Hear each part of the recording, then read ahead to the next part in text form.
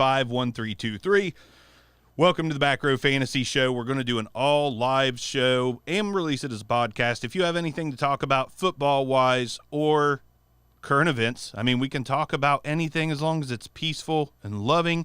And, you know, as a podcaster, as just a guy, not a massive following on the show, but I feel like we've got a pretty solid following that I appreciate. I appreciate the intimacy of this podcast's fans who really show their support for us. So it's not all about being Joe Rogan big. It's just about bringing people together, having something in common, and meeting good, wholesome people. So feel free to call in. Numbers on the screen, numbers on the podcast, which it'll be too late if you're listening after the fact. But, hey, we are live streaming. And we just had a really fun phone call that just happened. Apparently, I hit a button on the mixer, and no audio was going to the live stream. But we had a commissioner for our last call-in, which I appreciate, who has so far, through like 10 or 12 rounds, drafted all white players. If that doesn't fit the narrative for what's going on this week, I don't know what does. So it's probably just a coincidence. I don't think anyone playing fantasy football is going to draft nothing but white guys and think that is going to win them a championship. I'm not sure what reasoning you would have. Not a good idea to even be a football fan if you're a white supremacist, really. It just doesn't seem to go hand in hand. So if you want to call in and have anything to talk about, have at it. We're on the Back Row Fantasy Show. No arms this week, no hucks. Next call in, I'm waiting. Look forward to talking to somebody. But back to the NFL releasing statements. Like I got to admit, I am one of those guys that has a little bit of a hard time reading all these statements from companies about supporting this and supporting that. And like it is a nice gesture in some cases. But when you're the NFL and basically blackballed Colin Kaepernick, it's not a nice gesture to me. It's not. I would almost have preferred the NFL just not made a statement.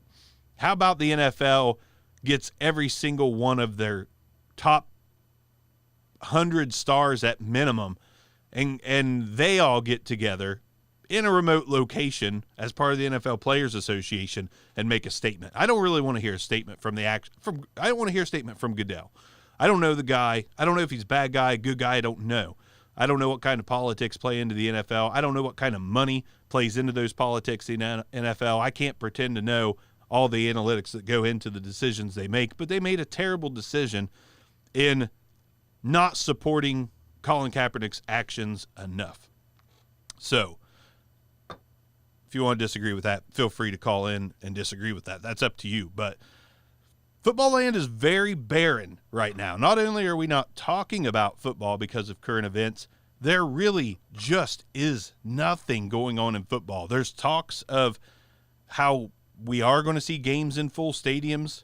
There's minimal free agent talk. Logan Ryan is still out there on the free agent wire. That's a guy that I really would like to see play for my Miami Dolphins, even though we drafted a cornerback and signed another in free agency.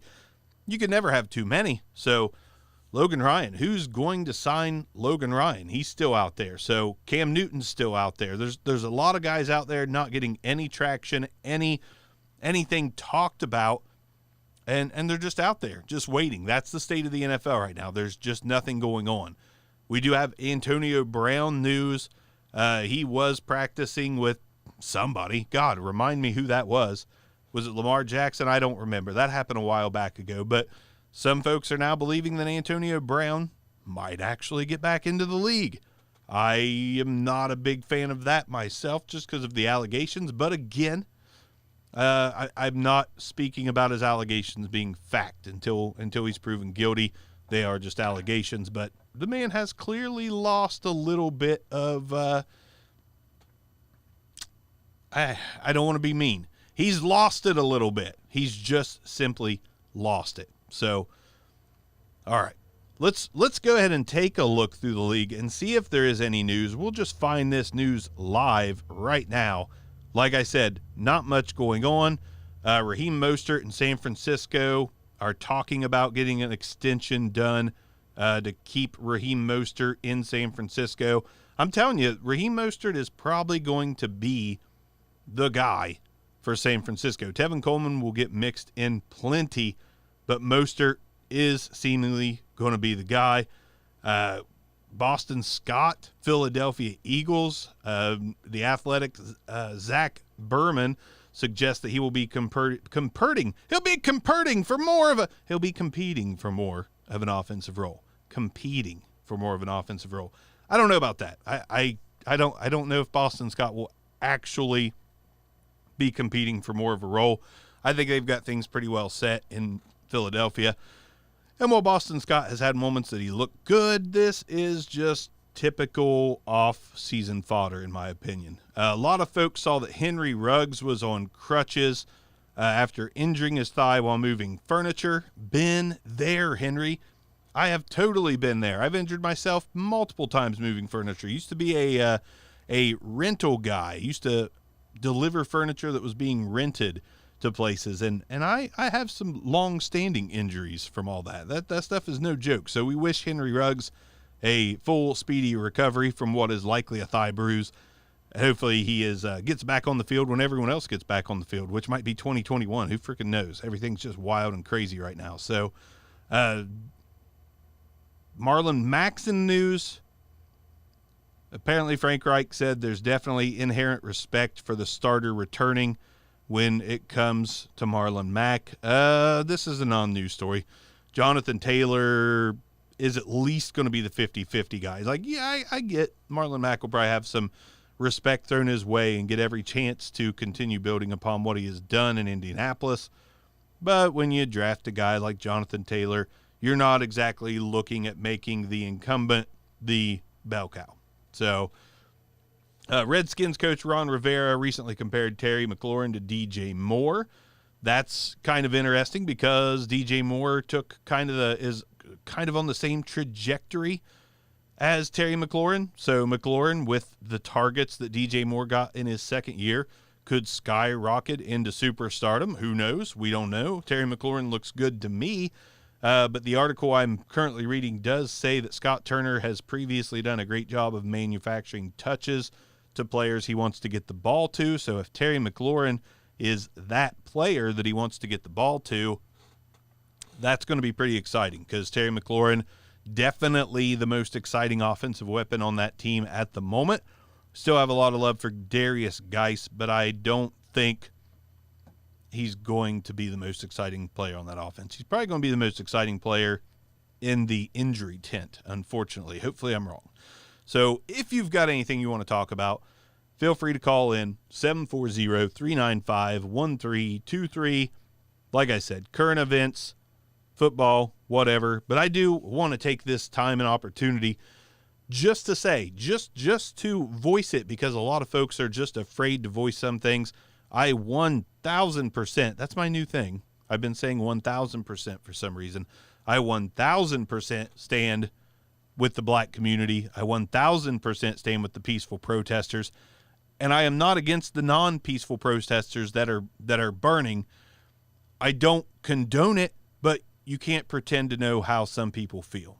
Have you ever been mad enough to where you hit something, maybe punched a wall, maybe pulled a full Kyle with a monster in your left hand and your fist through drywall on the right hand?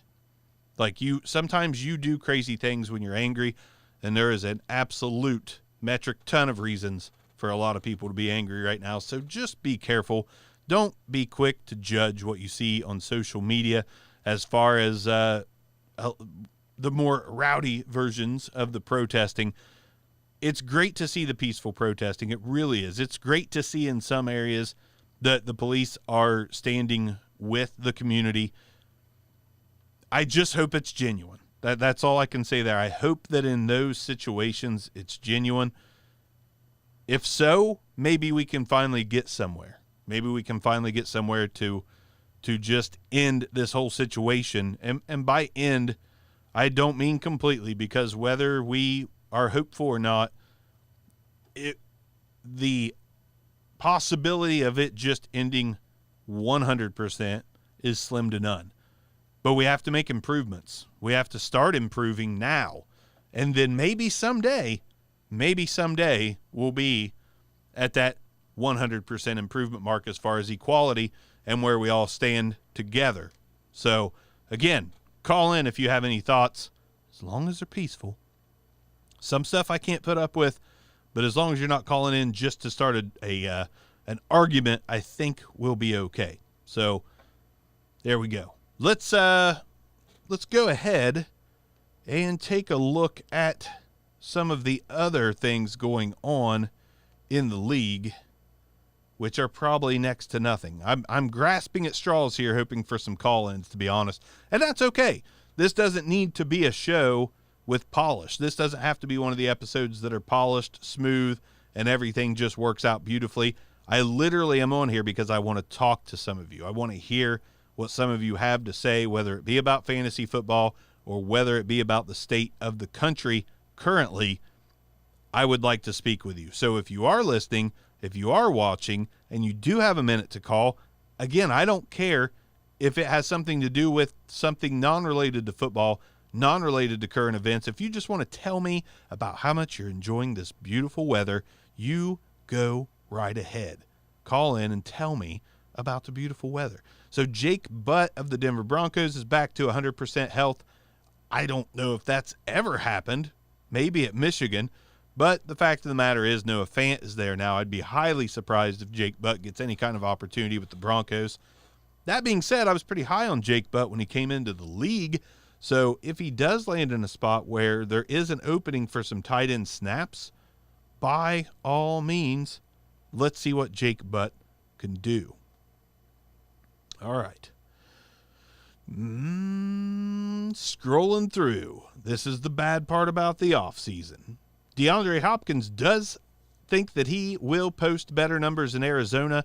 Now, if you're listening to the podcast, you heard our first call in, and our first call in was discussing a trade regarding Odell Beckham, and I don't remember the other guys, but basically it was a Beckham and Kenyon Drake for Rojo and DeAndre Hopkins kind of situation. Maybe a second was coming another way.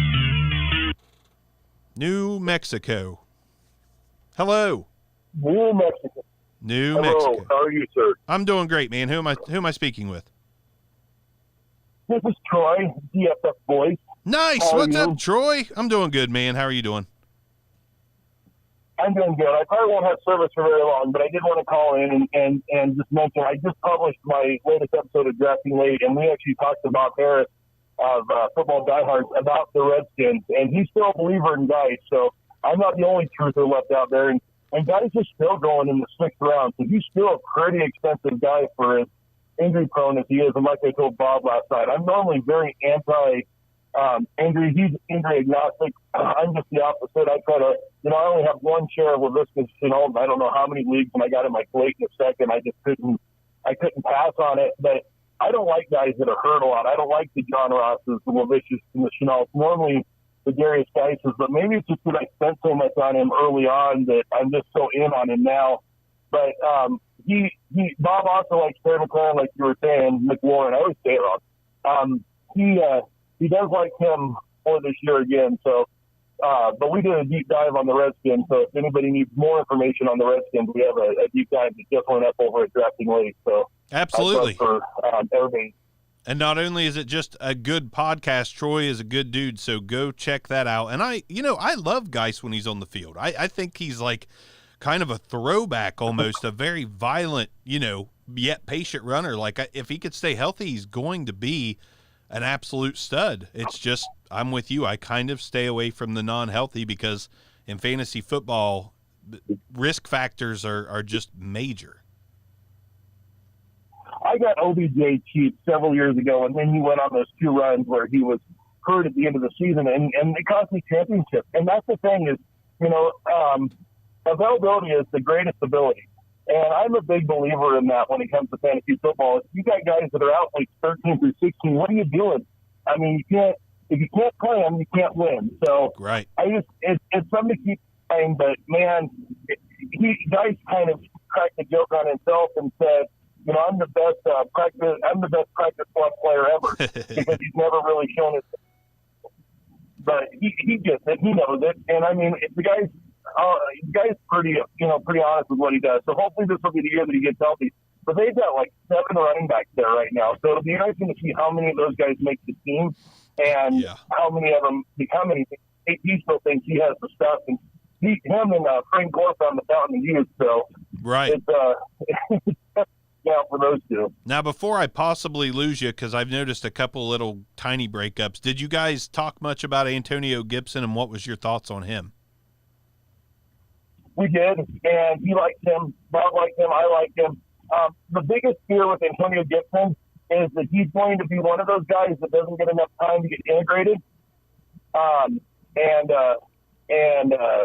doesn't get enough time to get integrated, and then can't be everything that he can be. So he may be a buy for late in the season for a good rebuilding team or a team that has an extra spot, and hang on to him until next year when they have a full off. So we would expect that they'll have a full off season to get these guys fully integrated. But the biggest thing that I took away from the conversation is I've been really high on Kyle Allen. He's pretty much free even in Superflex League.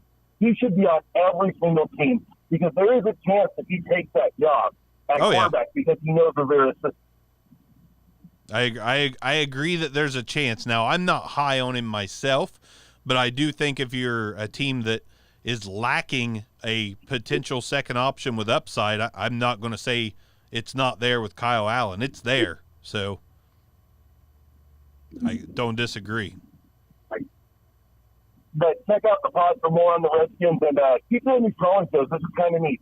Yeah, I appreciate it, man. It's always good talking to you. We all chat a little bit offline. I'm glad you called in to chat with me real quick, and it helps what I'm trying to do today, just have people call in. I don't really have a specific show. Thank you, Troy. We'll see you. Don't really have a specific show lined up. Just wanted to come on and talk about current events and what little football we actually have. So, Troy, from the Deep Dive, thank you. And let's hopefully we get another caller here shortly. That way I don't have to keep scrambling for news because there is none. But, yeah, they're the toughest team to me to deep dive on and to even talk fantasy football is the Redskins. That's the toughest team to talk about, in my opinion, because Haskins isn't a fantasy asset quite yet. Darius Geis has been threatening, but it hasn't happened. Jordan Reed, too injured to become one. Geis, too injured to become one. Wide receiver was basically laughable with Paul Richardson, and Pierre Garçon did okay there. But it's been a while since any Washington Redskins were very desirable in fantasy. Now, Terry McLaurin had a pretty good year, but I don't even know if I would you call him desirable in fantasy? It's real close because I'm high on him, but I think a lot of others are a little down on any Redskin, including Terry McLaurin, because it's the Redskins and there's not a lot going on there. But listen, it's going to be an improved team. 100% it's going to be improved. Does that mean 2 or 3 extra wins? More than likely, it's not going to be anything crazy, but the potential's there for a crazy turnaround too. I love Antonio Gibson myself, but I do agree with Troy that he probably will not get the opportunity to step into fantasy stardom anytime soon. Year 2, maybe, if those running backs keep getting hurt in Washington. Antonio Gibson is a great name to keep an eye on. But until things shake out, Antonio Gibson is yet just a rookie. So, waiting on the next call-in, still scrolling through the news. This has been a handful of days back, but Ravens coach John Harbaugh said he envisions roles for all 4 of his running backs, all 4 meaning Mark Ingram, J.K. Dobbins, Gus Edwards, Justice Hill. I don't think that's going to be possible. I don't think that's going to be possible with guys like Ingram and J.K. Dobbins there. Gus Edwards has always got a little bit of run, but him and Justice Hill, I think, are going to have a hard time finding snaps with Mark Ingram and J.K. Dobbins there. But it's coach speak. It's that time of the season. He's just trying to pump them all up, create some competition, and hope that he has 4 really good running backs to rely on in 2020. All right. Again, I'm also going to pump up the Back Row Network. It is a little adventure I've decided to embark on where I'm trying trying to get 32 NFL podcasts out there and bring in hosts. Florida, who do I got? It's Rob. What's going on, man? What's up, Rob? I was just talking about the network and the 32 teams that we're striving to get out there, and Rob does the Back Row Steelers show, which seems like you're having a ton of fun with right now. I'm having a blast, man. Just put episode 8 out last night. It's just fun to be able to talk about your own team. There are times when we come into the studio to record the Back Row Fantasy show, and I'm like, man, I kind of want to talk about the Dolphins instead of nothingness that's going on in the league. But any Sure. instant thoughts? You came on for a reason, I hope. I did come on for a reason. I was calling to see if you got a Scott Fishbowl invite. Here's the story. Okay. So for the past 2.5 years of doing the podcast, I did not know, because I never put the time into researching, that you had to apply. I did not know you had to apply for the Scott Fishbowl. So for the last 2 years, I did nothing. And then I wondered, I wonder if I'll ever get one of those Scott Fishbowl invites. And I never have. And then a week ago, which I found out months ago, you had to go on and apply. And I'm just really busy. So I just applied roughly a week ago. And no, I have not gotten an invite. And yes, it will be just fine if I don't. If I do, I'll be glad to contribute to what he's doing over there. And if not, that's on me for waiting really late to apply. I know. It's like such a super cool cause. I'm waiting on mine, too. Yep. I'm trying to decide if it's unethical for me to also apply as a fan. Because I applied with the Back Row Steelers Gmail account, and so that's for the podcast. Right. Well, I don't know if it's unethical to... I don't think... I just put one in there as a fan? Does that just increase my odds, or does he look at it and be like, this guy applied twice, what a jerk? I don't think it would be unethical. I mean, in my opinion, it shows that you really want to contribute to the cause. But that being said, I've seen some fun Twitter accounts in the fantasy and sports community, like Bronco Becca. I don't know who all follows her, but I like that girl. She's a big Broncos fan. And she got in there, and I kind of see her as a little bit of a contributor / fan. So I imagine she applied as a fan. I would imagine, Rob, I think you've been involved with commenting on enough podcasts and mingling with enough analysts and then becoming a podcaster yourself. I would probably rest on it. I would just rest on it, hope I got in, and if not, try again next year, because I may not get in either. We may have to start the Back Row, I don't want to call it bowl. We got to come up with a good name.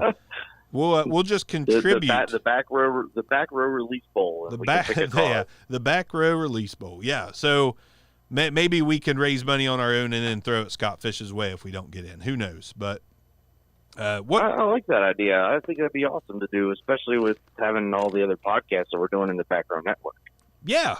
So maybe it becomes a network thing. Maybe we all just contribute, come together and then make a donation from the Back Row Network if we don't all get in, which I think some of those guys are in.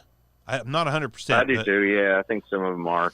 Yeah. I'm just waiting on mine. Maybe we could do a Brill number 2 and make it a charity league. Man, I will fully admit that I am probably stretched about as thin as I could be on listener leagues and other things that I'm working on, but I'll do whatever it takes to support the Scott Fishbowl. Hopefully I get in. I've never got in. Now, we did this redraft thing. You remember when we did our little mock draft thing? We're like, hey, we should just make this a league. I still got to get that set up, but yes, I absolutely remember that. So what if we just put it out there like, hey, if anybody wants to donate, feel free, and then we can toss it towards Scott Fishbowl or something. I like that idea. Anything we can do to help, I say we do it. I like it. I like it a lot. But I do hope we get in. It would be fun to get in. Hopefully we get our email within minutes of each other, assuming we may get in. I did see that he added a little bar chart on the application page that shows that 75% of the invites had been sent, and I think 15% of that was fans. So we still got a good chance. He has a fans bar, too. Yeah, the fans bar. Wasn't the fans bar I think the fan bar is pretty low. The overall bar was 75, and then the fans bar was 15, and the podcaster one was like 60 or something. But hopefully we're in that 25% that comes up. So, man, my fingers are crossed. I really want to get in there. I've actually applied the last 2 years, so I try to get in Scott Fishbowl 8 and 9. Yeah. Well, and that was with my fan email thing. I didn't really have a whole podcast thing going or anything at the time. I was just kind of getting my Twitter off the ground and doing whatever I could to kind of forcefully insert myself into the community. But he definitely lets plenty of fans in. So yeah, I imagine it's really hard to pick. It's got to be a tough job with him. And I think Ryan McDowell and him both, right? Yeah, and then you got to look at it, and I think there are almost like 9,000 applicants. So sifting through that, I can't imagine being like a very pleasant thing to try to accomplish. Right. To figure out who you want to invite, who you don't want to, right? And maybe you said something off-putting to him or something. I don't know. Who knows? Because it gives you an opportunity when you apply to leave a comment in there. Right. So I don't know. Yeah, it's the only comment I had was I'd love to help out. I don't know if I was supposed to write an essay or not, but I definitely didn't do that. It happens. Well, I don't know. I think it'd be quite an honor, and I'm looking forward to the email. So Scott Fish, if you're listening to this ever, hit us up, man. Hit us up, Scott. Yeah, every time I get an email, I get kind of excited, and then I look. Oh, me too. And it's the worst. Yeah, and it's like eBay. Do you still want to bid on this microphone? And I'm like, damn it.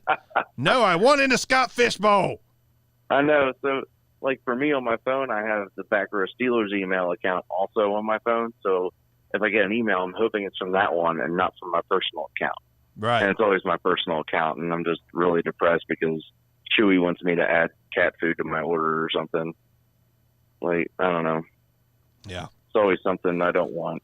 I know. One of these times, I hope if I do get the invite that it's not titled anything to do with Scott Fishbowl. I hope it says, like, you won this item on eBay, and I open it, and it's like, just kidding. This is your invite for the Scott Fishbowl. Oh, there you go. That sounds like a plan. We'll see. I like it. Any thoughts? You have anything to add on just the current state of what is going on? Do you live in an area where this is directly affecting your way of life, or is it not directly? So I do live kind of close to Fredericksburg, Virginia, and I have some students that live out there. I'm an instructor in the Navy, for people that don't know, but I have some of my instructors that also live in Fredericksburg, and they're kind of fearful of moving around and stuff. Now, granted, they are in uniform, so they're probably less likely to be harassed if they're trying to come to work or go home from work. But, like, that's kind of the direct issues that we're having. In Fredericksburg, Virginia, it was pretty bad last night. So I'm just hoping that my guys stay safe and everything out there. Yeah. It's really unfortunate. I mean, some lady's window got smashed in, like, by a guy, and, like, her baby was right there with the window just breaking in the baby's face. Like, come on. Yeah, there's definitely more peaceful ways to do it, and I definitely do not condone any kind of vandalism or damage, but at the same time, I also like to add the fact that I don't know what it accomplishes. I don't either, but the only thing I like to add with that is just I don't know what it would feel like to be that angry, and that's not an excuse. That's not an excuse for anyone. You said that earlier on the podcast. Like, I was listening to you, and I was like, well, that makes sense. Like, I've never been in anybody's shoes that had issues like that, so I don't know how I would feel about it. Yeah, I don't either. And now, maybe that's the right emotion. Yeah. Right, and I don't think that, and I'm going to say it, but a lot of the people out there that are doing a lot of the bad things are white people that are angry, I guess, for the black people. I've said it multiple times. I can respect that, but at the same time, like, there's a respectful way to do things. You don't need to go out and vandalize people who have nothing to do with the cause, or you're ruining people's lives just for the sake of you're angry. I honestly think most of the vandalism and most of that stuff happening, like, I'm sure there's some really angry people doing it, that are just really hurt and don't know how else to process their emotions. But I think a lot of it is people taking advantage of the situation, which is actually just a detriment to the movement. It's a detriment to the protesting.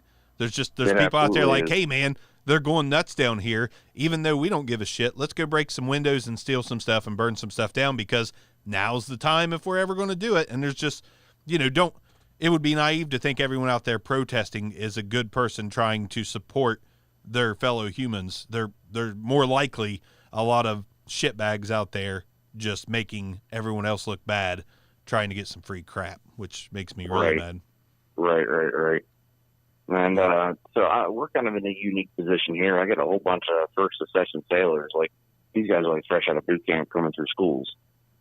So I got a lot of young men in my schoolhouse, young men and women that are out there, and they don't know what to make of it. Right. Trying to make heads and tails of what to expect and what to think. Like, I don't know what I'm supposed to do for my community, what I'm not supposed to do, what am I allowed to do, and we've been having like very real conversations and stuff in the schoolhouse with them. It's been great. Yeah. So it's awesome. But it also adds a lot of perspective, because we have all sort of race diversity and stuff in the service. So it's pretty unique. Right. And I think the perspective from these people who have had hardships and issues and stuff, and some of that's why they're in the service, because they wanted to be somewhere where they could be accepted equally. Yeah. And we've had conversations about that, and it's pretty unique, and it's been eye-opening. But almost every single one of them said, like, there's way better ways that anybody could go about it, and rioting and looting places and destruction of property and defacing monuments and stuff like that. That's just very anti-cause. So from that perspective, I'm a little heartbroken at the direction the country's going right now. Yeah.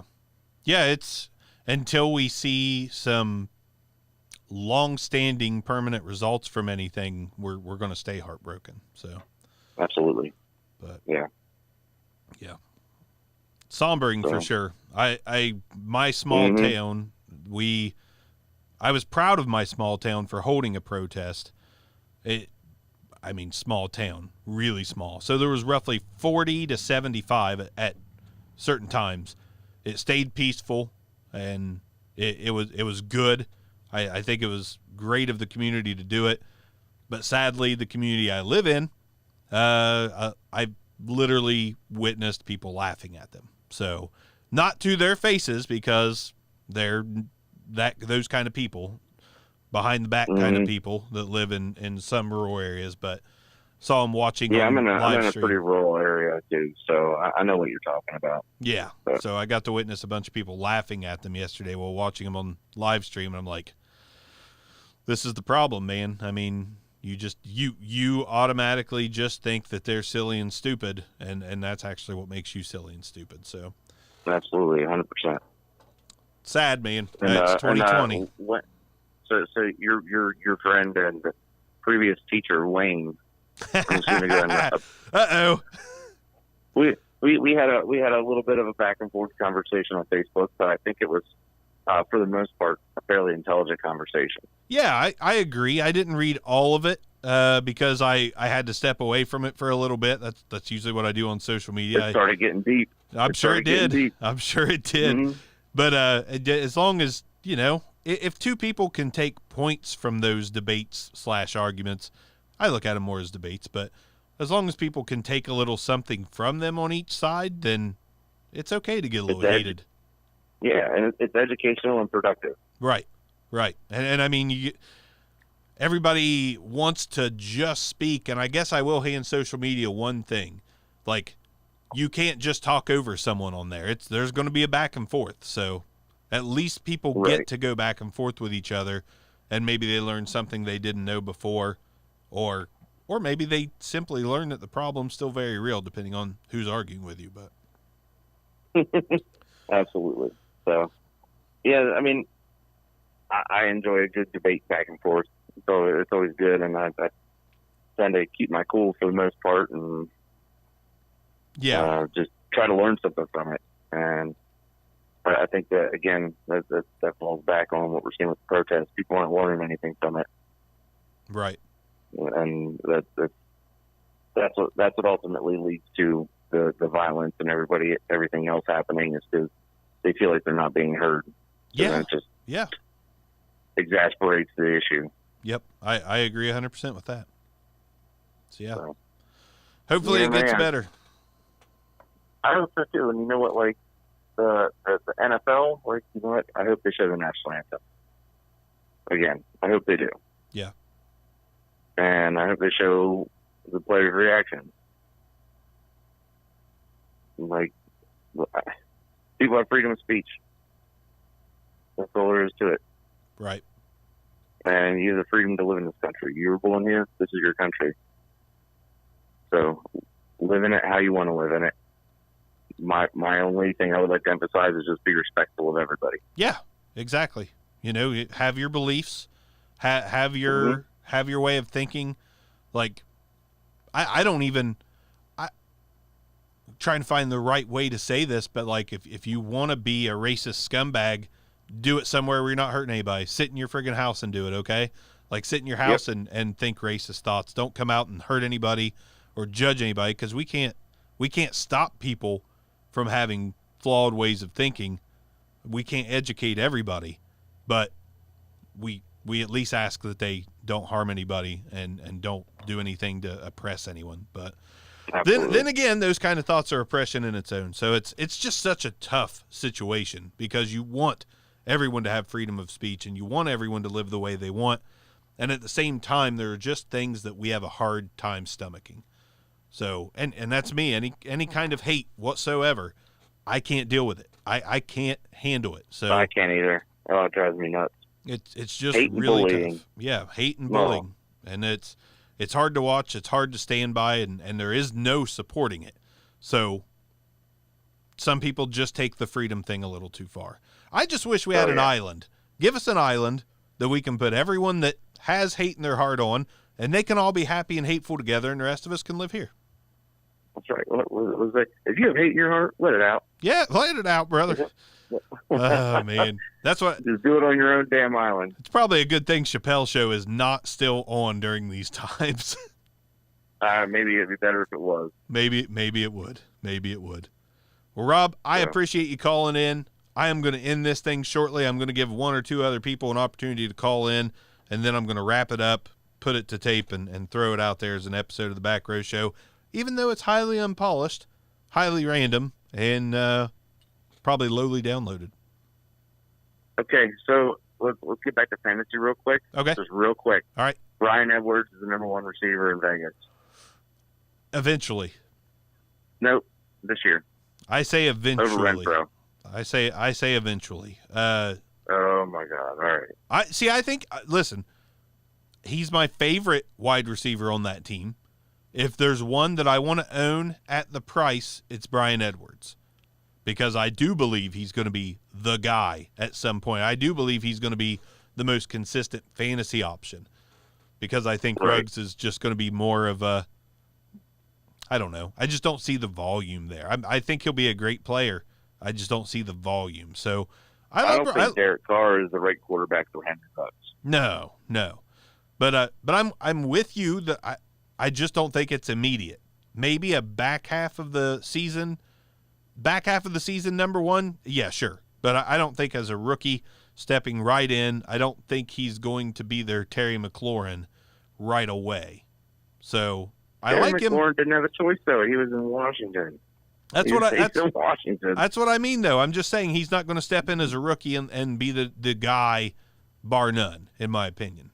For that matter, I don't think Henry Ruggs is either. I do think it's a combination of Renfro and Tyrell Williams. I think they're all going to kind of split it amongst the four of them, and then halfway through the season, someone's going to clearly be a cut above the rest. Yeah, I think it's going to turn into the Bryan Edwards and Darren Waller show. So week 1, are you starting Bryan Edwards in fantasy? Oh, man. There you go. On what preseason looks like. Put your money where your mouth is. You starting Bryan Edwards week 1? It depends on preseason. Number 1 on the Raiders. I would think you could start him. Oh, man. Do I have Bryan Edwards in our little redraft thing? Not sure. I'm actually I'm going to check. I'm on Yahoo as we speak, trying to sign in so I can get that crap set up. Man, just make a new one. As if I didn't have enough accounts. Right. So, yeah, man. It depends. If I don't have Brian Edwards, I'll check my team here.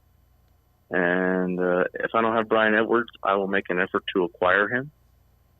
And just for you, I will start him week 1. Yes, I hope you play me. All right. Yeah, I hope I play you too. That would be perfect. All right, Rob, I'm going to wrap this thing up. Thanks for calling in. And good news, I just signed into Yahoo, so I'll be able to get this thing set up soon. Woo, woo. Back Row Network. Yeah. Got to have this. Yeah. All right. See you, Rob. Thanks for calling in, man. All right. Yeah, all right, man. Take care. All right, bye. All right, so if anyone else has anything to add, I will give you a few minutes to call in. It may even be a few minutes of silence, but you've got time if you want to call in and talk about current events or fantasy football, or God forbid wrestling. God forbid. If that's what you want to talk about, you go ahead and call in. I'll give it a couple minutes. I'm setting up a league for some of the podcasters on the Back Row Fantasy Network, and I'll also finish that thought. The Back Row Fantasy Network, we're currently 12/13 teams in. I say 12/13 because one of them recently became open. A guy was just too busy to continue. So if you have a favorite team you would like to podcast about, by all means, hit me up at BarkBackRow on Twitter, and we can get your podcast set up for you, assuming you send me in a decent submission clip. I obviously can't just go, you're in, without ever hearing what you're like on a microphone. But if you want to talk about your team on a podcast, this is a good chance. Go check out the Back Row Fantasy Show and the Back Row Fantasy Network, and little cheap plug for the Back Row Talk Show. I just released an episode of that podcast yesterday. It's much more events in the world connected than this show. So go check that out, and you may enjoy that one. It might give you a laugh while also talking some serious stuff. But that's it. No more call-ins. Going to count it down from 20, 19. I seem to always get one at the buzzer when I do this. 17, 16, 15, 14, 13, 12, 11, 10, 9, 8, 7. Somebody's waiting to hit the button. 6, 5, 4, 3, 2, 1. That's it. No more call-ins. Thank you guys for the ones that did call in. Thanks for talking a little bit of football and current events with me today. Look forward to a full actual episode of the Back Row Fantasy Show next Friday night with a new sponsor bringing you the show. And until then, stay safe, be peaceful, love each other. Black lives 1,000% matter, and until they do, none do. So don't take that the wrong way. Let's focus on what's at hand. And what's at hand is equality, togetherness, love, and moving on out of this tragic history that we've had for going on 70 years. Let's make things better together. Thank you for listening. See you guys next time.